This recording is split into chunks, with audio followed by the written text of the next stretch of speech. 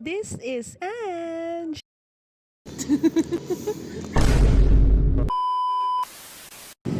Hi guys! Nandito kami ngayon sa Pasig!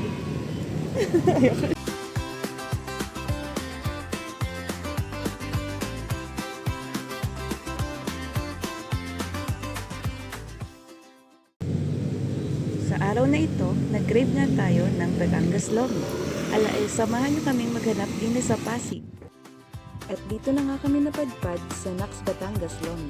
Dito yan sa Barangay Pineda, Pasig City. Tara, mag-order na tayo. Maaliwalas at malinis ang lugar nila dito.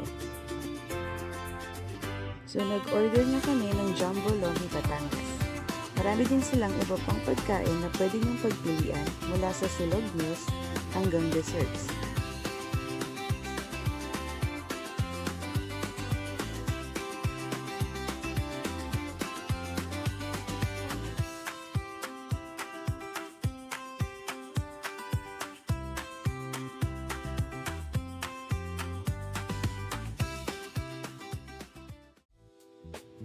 So, ano nga ba ang Lomi at saan ito nagmula? Ang Lomi ay isang Filipino food delicacy na kilala sa Batangas, partikular sa Lipa. Pero alam nyo ba na ang recipe ng Lomi ay hindi galing sa isang Pinoy? Ito ay nagmula sa isang Chinese immigrant na si To Kim Eng. Nakilala ito sa Lipa noong 1968. At alam nyo ba, una niya itong inihain hindi sa market, kundi para sa kanyang mga madyong bodies.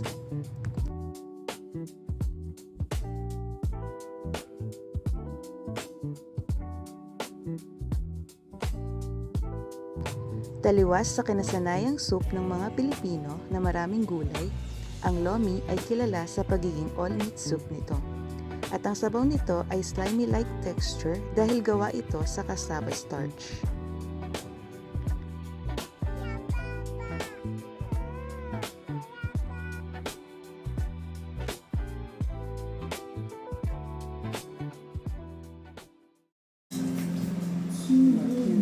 Ganito ang texture ng Loming Batangas. Yung lapot niya kakaiba. Ayan. Sarap! Sarap? Napapa.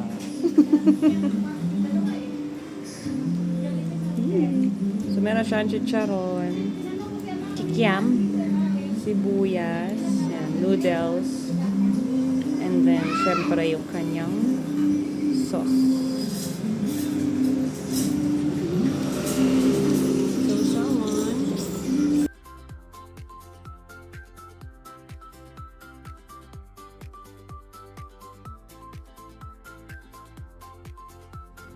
All in all, craving satisfied naman tayo today.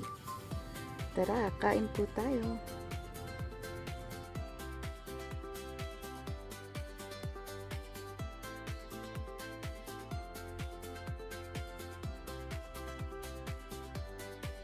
At dito na nga natatapos ang ating food vlog.